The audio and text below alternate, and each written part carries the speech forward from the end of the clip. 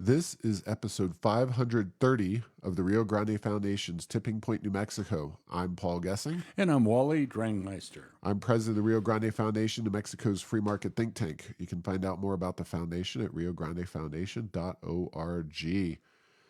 Wally, we're going to do a lot of talking this week about President Biden, his recent visit to New Mexico, specifically the Albuquerque area.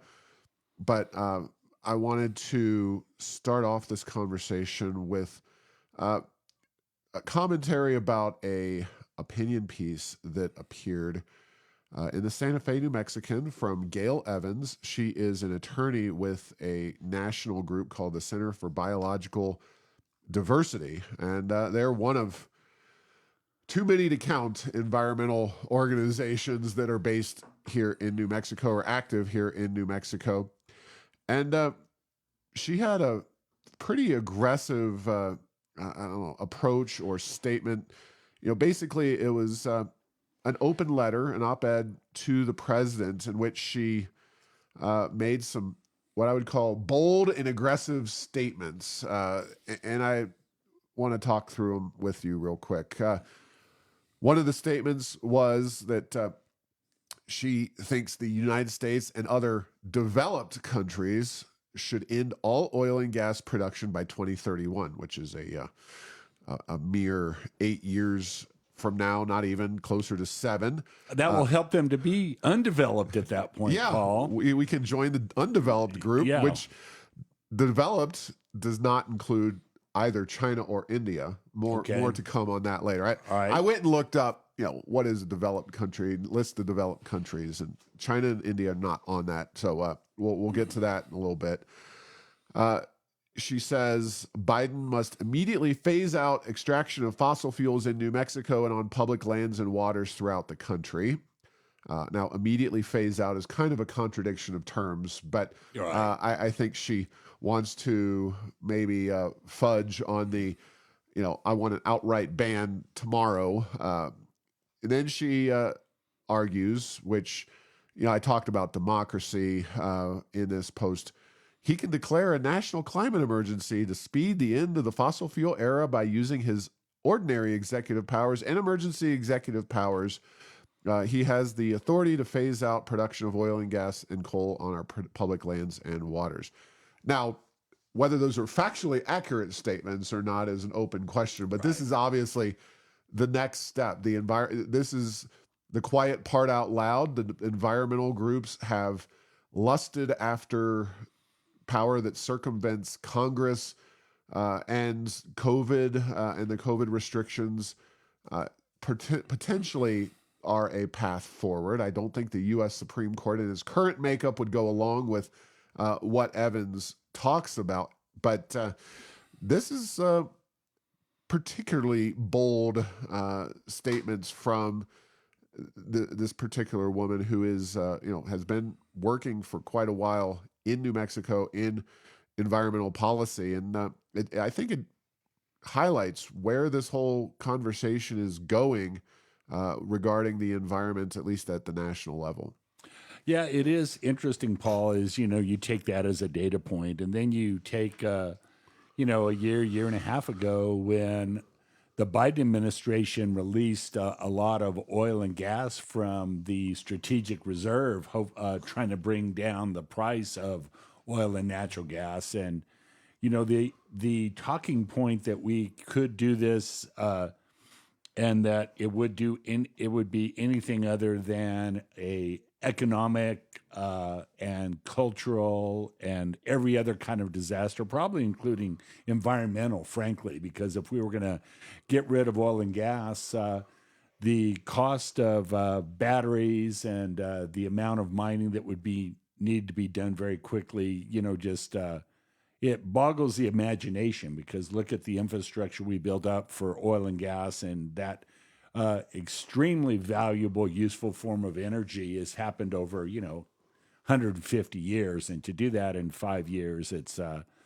just not going to happen. So what will happen? Are they saying that Biden is not a green enough president and he really needs to go a lot farther? I don't know if that's in the cards, at least for the rest of this term of the president. Maybe if Biden is reelected, something like that could happen. But it's I don't know. It's just not real. But that doesn't mean that we're not really going to talk about it, and that there aren't people like this that are really going to try to do it. Yeah, and of course, we can get into the democracy side of things. Titling my blog post on this on Errors of Enchantment was tricky because it's clear that democracy for the left is whatever they want it to be at any given time. When Donald Trump does something, that's obviously anti-democracy. When the Supreme Court does something in its current form, of course that's anti-democracy. Of course that's actually accurate because it was set up by the founding fathers to explicitly be a check on the worst impulses of democracy, but they don't really care about that unless it benefits their particular interest. Now, of course, declaring a national climate emergency and saying the president's going to have power to do whatever he darn well pleases, including eliminate ways of life and the source of well-being financially for millions of New Mexicans and Americans is aside the point for these people. But so that's at least a little bit of the democracy argument. But on the other hand, they're not even really they don't really care about CO2 emissions in a real sense. China and India, China from 2015 to 2020, I found a useful chart increasing CO2 emissions 1.9% annually. And those already vastly exceed the United States and have since, the mid 2005, that general area. United States declining 1.7% a year, 2015 to 2020. The EU declining 2.8% per year. India rising 2.2% a year. Now, they're not at the same levels as the United States and the EU yet, but a few more years will put them above us. And then the rest of the world has broadly increased over the last few decades, although in recent years they've seen slight declines, which, by the way, also undeveloped countries by and large. And so the idea that we should totally have a hands-off approach to undeveloped countries. Now, I understand China and India and other undeveloped countries are going to want to develop their economies, but if we're in this emergency situation, if we're facing Armageddon due to rising climate temperatures and CO2 emissions, there needs to be some limits placed on all nations around the world, but they just refuse to actually push the Biden administration or any of these environmental policies to apply internationally because those countries have no interest in hamstringing themselves in their economy as they try to grow them at the same time. They know that these green policies are inherently anti-growth. And, anti-growth and these green policies would be, actually reduce the size of economies in places that really cannot afford that to happen without dramatic results.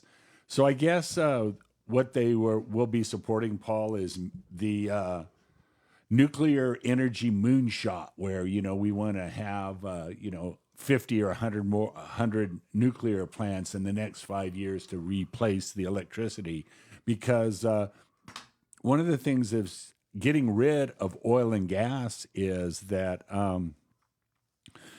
with regard to electricity generation, about a third of that comes from natural gas right now, and the rest comes from nuclear, hydro, wind, geothermal, a teeny tiny bit from solar.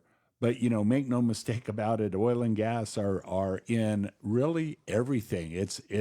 It boggles the mind, and I challenge this, just a little thought experiment, and I'm not saying somebody can't do it, but I'd like you to point your finger at what product doesn't have any oil and gas involvement, and somehow in the manufacture, use, construction, transportation part of it.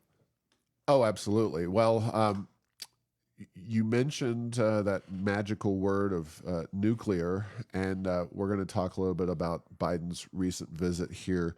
But Biden was in Arizona prior to his visit to New Mexico.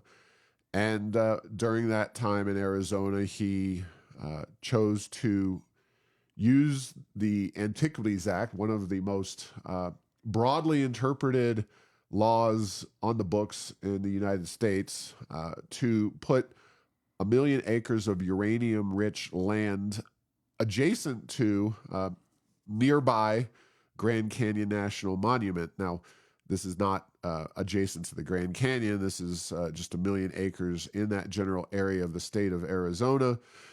And the Antiquities Act, it was, I believe, created to allow presidents to, maybe if a battle happened in a particular place or some relatively narrow geographical area, not just say, oh, million acres of land, I'm going to put that all under federal control. No longer can it be used for any economic activity. Well, these areas, according to an article from National Review, are especially hospitable to uranium extraction, which of course can be used for clean nuclear energy. It's some of the best reserves. It says the uranium deposits of northern Arizona are geologically unique. They are very high grade, close to the surface, and require very little land area to mine. As a result, they are among the lowest cost, lowest impact sources of uranium in the United States, making them national clean energy assets. That was actually from Energy Fuels Resources, the operator of the region's sole active mine, in a statement in response to Biden putting this off limits. So, we've talked pretty extensively and regularly about the need, if we are going to electrify everything, as Heinrich wants, to get rare earth minerals and lithium and other kinds of things for the batteries for the electric vehicles and the battery storage systems, if they are necessary. Certainly will be under any wind and solar regime. But the best possible path forward, as you just said, is nuclear, moonshot, everything. Well, you just put 1 million acres of some of the most uranium-rich lands off limits to development. So you're cutting off your left hand of uranium to try to placate, again, environmental interests that really aren't consistently focused on any actual goals. Yeah, and then when you look at mining uranium versus lithium, and the thing about nuclear is it has the power density that's off the charts at the atomic level. Look at the density of what it takes to get a lithium battery. It takes tons and tons of land. It's very low percentage of lithium in the ore that's mined. It takes lots of processing to get it done. And it's to the point where even, if that's going to be your way forward, if you're trading off uranium for lithium, the return on investment in terms of even from a carbon point of view is years, decades, or maybe never, depending on what that battery is used for and how it's deployed. Yeah. It just... it is incredibly inconsistent. There is no approach that is saying we have a goal in mind. We're just going to placate different special interest groups, not actually doing anything to address CO2 emissions, which ostensibly is the justification for potential national emergencies and one person rule, according to Evans. They're going to do whatever they feel placates the various interest groups. Now, all of this kind of fits together nicely because Bidenomics is a term. It is a term that if you actually look at any more than wages are rising. Right. Only wages in a numerical sense are rising. But any actual analysis of real wages, which are judged against inflation. So yes, wages are going up numerically, but so are prices going up, and even more so. In fact, real wages are down by more than 5% since President Biden entered the Oval Office. That is, we talked about a recession, the amount of economic growth or shrinkage given by economic data, the GDP number. I would think that based on these data points, now maybe we popped in and out of recession, but we've basically been in a recession in real terms since Joe Biden took office because of these policies. So wages are down 5%. Well, maybe they were down and up and down and up depending on the month and the quarter, but that's a recession in my book. That's a real shrinkage in the U.S. economy. And since Biden took office, the average worker has lost over $4,900 in real wages. Prices have risen by 15.5% under Joe Biden. Now, the rate today is on the order of 3%. And this is one of the most infuriating things about the Biden administration as it exists. And I don't know, it gets back to your definition of apathy. I don't know, and I don't care. Are the American people so ignorant of basic economic data that they don't understand that current inflation for August of 2023 is a rate of increase over rate of inflation in August 2022? So if inflation was 10% a year ago, well, now it's 13% more or less. It means it's just another layer of inflation on top of before. So it may have slowed down, but it's still not dropping or getting back to anything resembling normal. So Bidenomics involve transferring our tax dollars and massive quantities of debt to special interests that are favored by the administration, including but not limited to Berlin-based wind turbine manufacturers who are both subsidized by the federal government and mandated by state governments across the country, including New Mexico, and claiming this is some kind of big economic win for our state and nation. Yes, and I saw that, and the company that the president touted had a little bit of rough time in the stock market. And I'm not saying that that's a permanent thing, but the volatility of these companies that are driven solely by government fiat and government mandate for their livelihood, as opposed to the underlying economics, is something to absolutely watch out for. Now, the scale was a lot less, but Paul, and the coming out of the Arab oil embargo, and then above and beyond in the 70s and 80s, there was a lot of passive solar projects that were put in New Mexico. There's a passive solar credit, and you had basically hot water heating units and other units on houses. And once the credit went away, those projects went away, and they broke like crazy. People ended up ripping them off of their houses. So don't think that, a windmill, it has a useful life. And if that useful life isn't as long as they think, and you're not able to replace it, and you don't have the whole system figured out, what are we really doing here other than potentially just wasting taxpayer money and possibly damaging our economy irreparably? So, and again, wind has a role. Guess what? We have some wind in the Midwest and parts of New Mexico where it makes sense.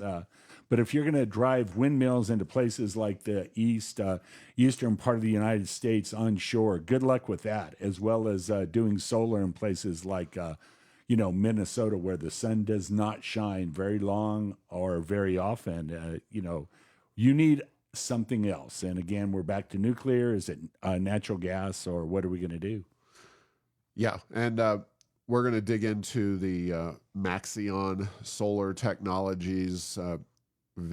coming here and building a major solar cell facility later on, but or in a subsequent episode. But all I can say is that they're already expecting that facility to receive $600 million in state and local incentives. Again, these are incentives to build a factory that will churn out solar panels that will be subsequently mandated and offered massive tax credits for their usage down the road.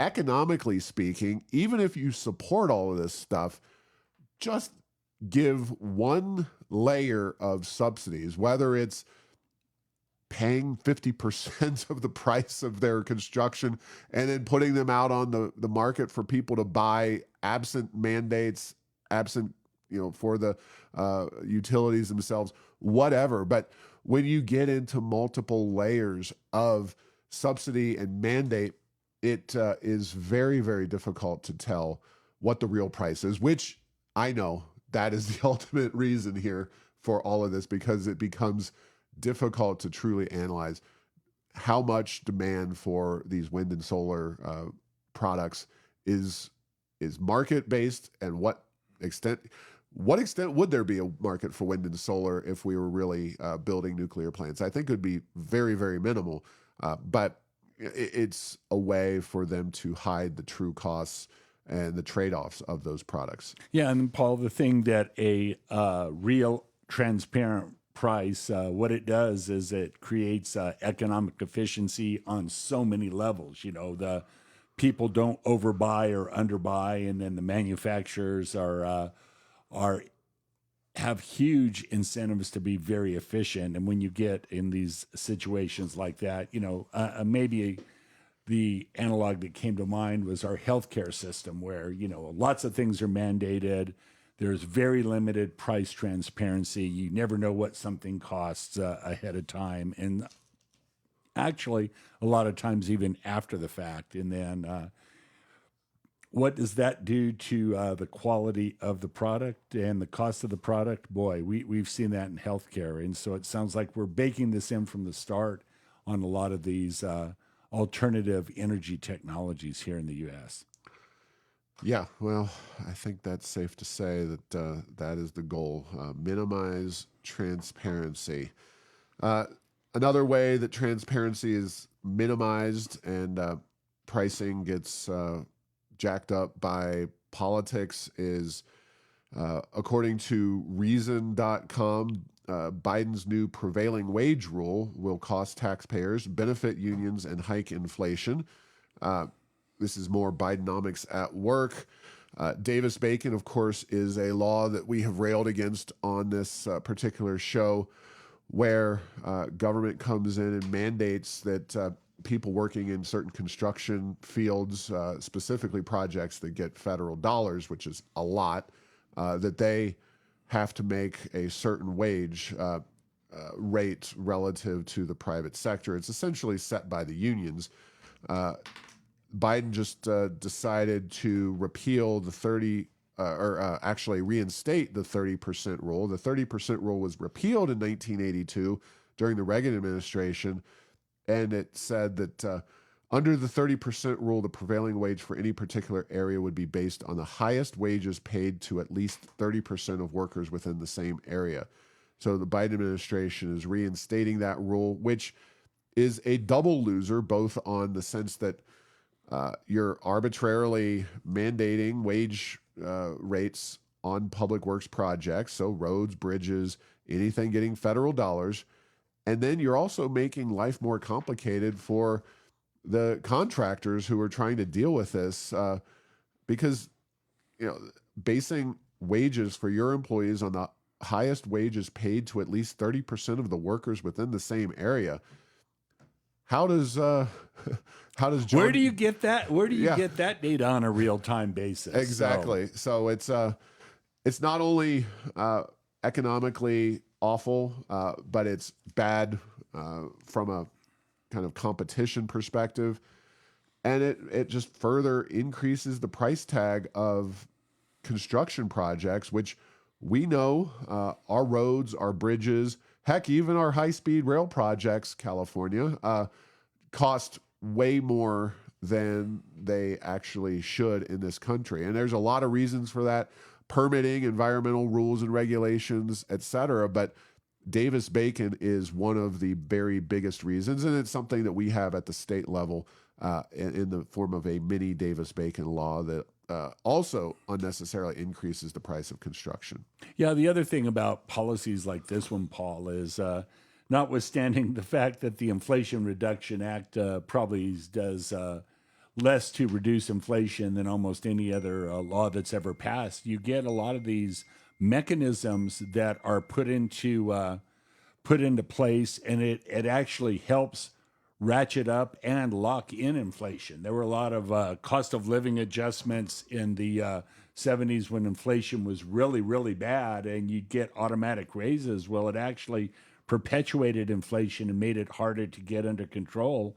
And when you have something like this, again, it's not a huge swath of the population that is impacted directly by this, but when you expand it out to all government contracting, and then it spills over into the all aspects of private construction, you really are ratcheting inflation up quicker than needs to, and it's going to make it a lot tougher to get under control on a long-term basis.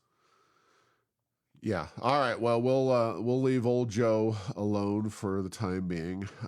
We don't usually talk as much about federal policies, but since he was just here in New Mexico touting these boondoggles and bad ideas, I figured this was a good time to really go after Slow Joe and his policies, which are uniformly economically special interest driven and doomed to failure.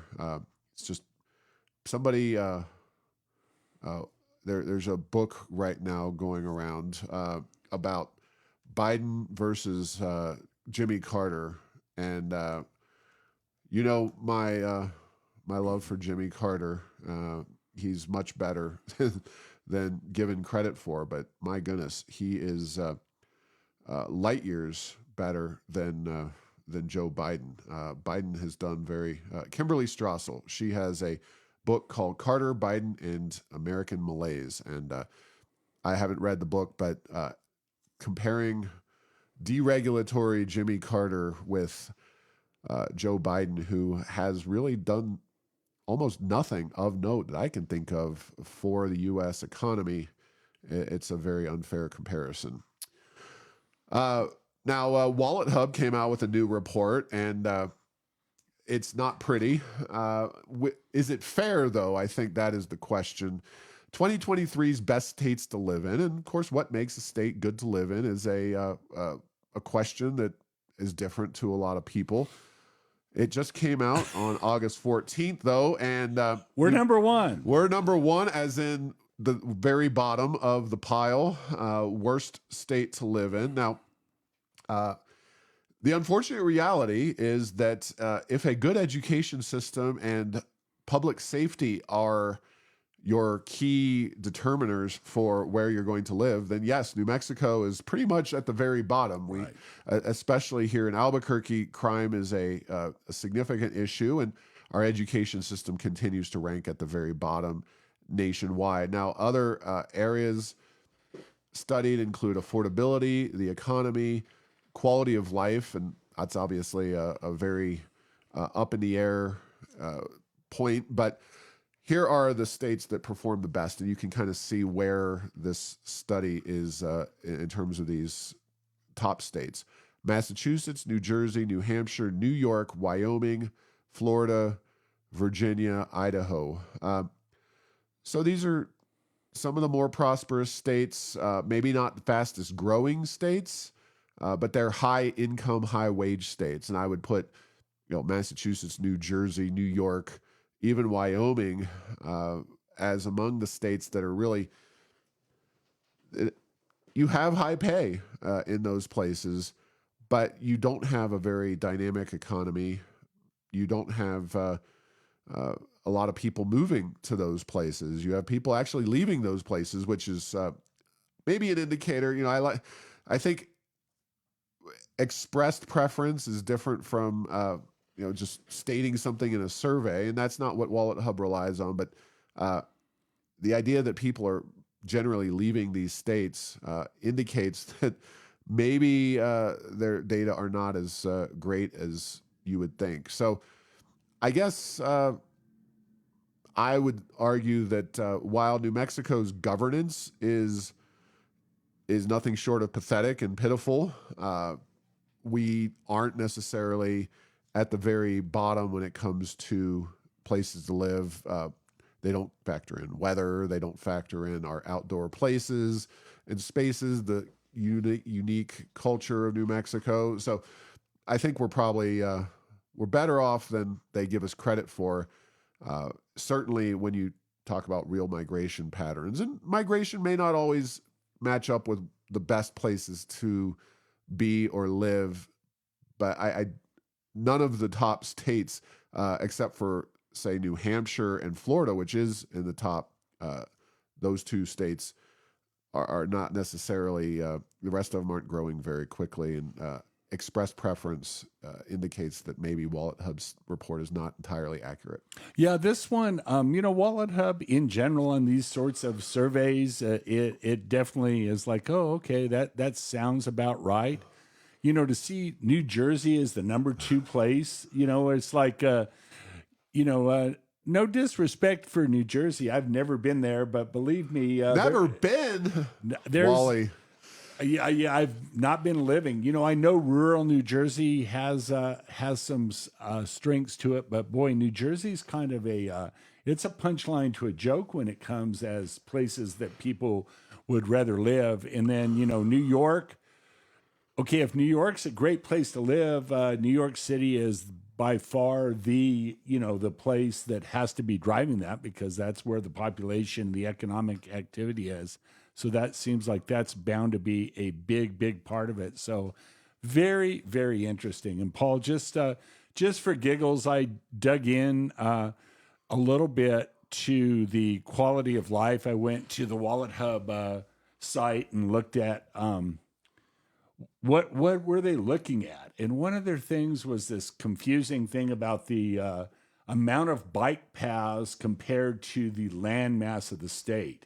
And I will just tell you right there that that's not the way you do it in New Mexico, because we have so much unoccupied land and so much federal and government land, is like you might ought to do bike paths in places where people actually live. So that, again, that could work in a place like California or a densely populated state. It doesn't work here. And so, I'm not saying that is enough to tip the scale in the wrong direction, but boy, that sure doesn't look to me like they did their finest work on this. Okay, this well topic. now, Wally, by law, we have to go into quality of life and really pull this apart. So Okay. we're going to do this. All right, good. For the record, let's see where we are. New Mexico's quality of life. We're right in the middle. As 31. Yeah, so it's by no means just for the.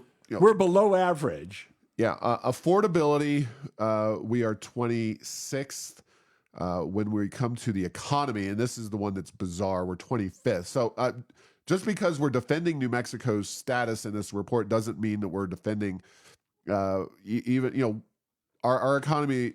While oil and gas is flowing, our economy is not 25th. We are firmly in the bottom. We have high poverty. We have a very warped economy, which is overly reliant on the federal government, oil and gas. It is not a healthy economic situation. Education and health, 47th. Quality of life, 31st. Safety, 50th.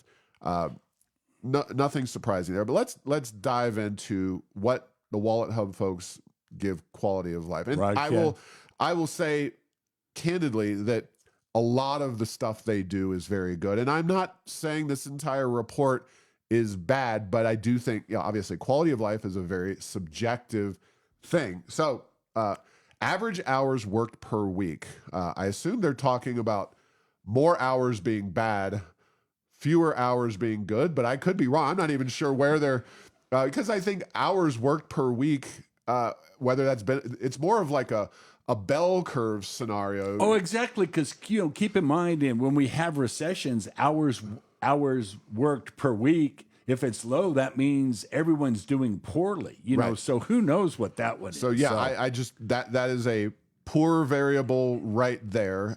If you're arguing that one end or the other is good, Right. because we talked extensively about workforce participation rate and how we need to get more people in New Mexico working. All right. There's too many variables for us to spend too much time on. Average commute time, that's a clear one that you want to be lower on, generally speaking. Spending time in traffic does not raise your quality of life. No question. Miles of trails for biking and walking per total state land area. That's the one. Complete garbage. Throw that one out. Yeah. That gets if you were grading the economics paper, that one would be like, you need to rethink this in the rural Southwest. Bicycle friendly states ranking. I don't even know where they're getting this data in terms of, is this another study that they're showing? Just because you have bikes or people ride their bikes doesn't mean that a state is more a better place to live. I'm sorry. Bikes are great and all. China would be the most bike-friendly state if it were a state in the United States. Access to public transportation. Double weight. No. Let's just go with no on that. Because even if you argue that, say, Albuquerque's buses raise overall quality of living, you have access. You and I could go down the road and find a bus and take it around. But we would also want to... for the public safety component, probably be armed during that time frame. Just saying. Quality of roads, okay, fair.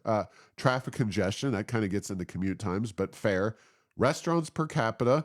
Well, I know one Carol White would say that, yes, that is a critical factor, but I think it's okay. It does indicate, if you have a lot of restaurants, that you have something to offer in the restaurant field. You have unique cuisine, and people have disposable income, and maybe a high tourist population. So that's all fair. Bars per capita. Now, is that a plus or a minus? And again, I think it's a bell curve thing. There are communities in this world, Paul, where there are bars on every corner and in the middle of the block. And those are not always what you would call the places you want to go hang out. Yeah, the French Quarter of New Orleans may be some people's cup of tea, and it may not be some people's cup of tea. It is a good proxy for the number of young people and relatively low regulatory burdens, but I think it's a poor variable. Museums per capita, fine. Yeah, fine. We'll give you Performing that one. arts centers per capita, fine. Movie theaters per capita, okay. Yeah, well, why don't we do record players per capita? Because movie theaters and record players are suffering from the same problem. They're largely outmoded forms of delivery. And Fitness centers per capita. I don't know. Well, and the key is that in New Mexico, you don't need a fitness center. No, you don't. Our whole state is a fitness center should you choose to utilize it. Accessibility of beaches. Now this is... now we have more beach than any state. We're number one in beaches, just not next to the ocean. Does Tingley Beach qualify? That is my question. Well, and does, all of... that used to be a real beach way back in the day. I've seen pictures. I'm not convinced that raises the bar enough. No, and, it's one of those, okay, I would say, to be fair, that's a horrible metric. Not that I don't think being close to the beach is a great thing. I think it's fantastic. But guess what? You could be close to a lake. You could be close to the forest. Just closeness to nature. A mountain. There you go. So we know we came in poorly on that one, but I think that's just a bad Quick statistic. flood white sands. Yes. All right. Weather triple rate. Okay, fair. Air quality, full weight. That's also fair. So anyway, well, there we go. We've sufficiently demolished, I think, the quality of life metric. And, this is not to trash this particular report, or especially Wallet Hub, which does a lot of great reporting. And like I say, the fact that we kind of raised some eyebrows and wanted to dig in, it shows that in general, their studies have been pretty good. This one maybe misses the mark. New Jersey is the safest state. Amazing. Amazing. But look at the state safety statistics, just like in New Mexico, education and other things, it's largely input oriented. We have lots of, okay, if your state has lots of cops, I think that's a positive. But what if you don't need a lot of cops because you don't have a lot of crime? Does that rate your state more low? I'm not sure. So yeah, there's questions about this. So, chin up, New Mexicans. Don't feel so bad about being dead We last. think we're not last. We think that with just a few adjustments, we could easily be, I don't know, 46, 47, 48. But So on the other hand, we have vast ways to improve our state when it comes to the two areas that, in safety, violent crime rate, property crime rate, traffic-related fatalities per capita, and total law enforcement employees per capita. So that's double weight, which doesn't make sense. Why would your violent crime rate be only full weight and your law enforcement employees per capita be double weight? yeah, and in a bad situation, and maybe this is New Jersey, you have a lot of cops, but people still kill each other. So yeah. So the ideal situation in an ideal society, you have very few law enforcement officers and everybody just kind of treats each other with respect, which I know we're a long way from that little paradise. But anyway, we will move on. Check out the Wallet Hub report for yourself. It got a lot of traction on social media, and obviously there are some good aspects and bad aspects to that particular report. We are going to move on to one final point. Governor Lujan Grisham is looking to double the state's plane fleet by buying a second airplane. So we're not talking going from 50 to 100. Correct. $9 From million 1 to 2. was outlaid or set aside in capital outlay last session for the General Services Department to buy a plane. Ostensibly, allegedly, a lot of the plane's usage will be for taking kids and families to Alamogordo for the school for the blind, etc. That's all well and good, but this will also be used by Lujan Grisham, the governor, and it just screams hypocrisy. It screams, why are you mandating electric vehicles for the rest of us and flying around in a private plane? Anybody who regulates or votes to regulate or tells people that they should use less traditional fossil fuels, there should be a force field around private planes of all stripes, and that they should never be able to fly in them, period. And yeah, because even if you need to take a plane, the carbon dioxide emissions per mile traveled on a commercial flight is a small fraction compared to a private plane. yeah, so just as a hypocrisy standard, need to highlight that and or call that into question for sure.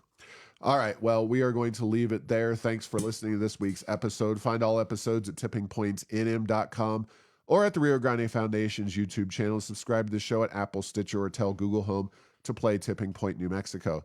Thanks to Path 3 Marketing for producing this show.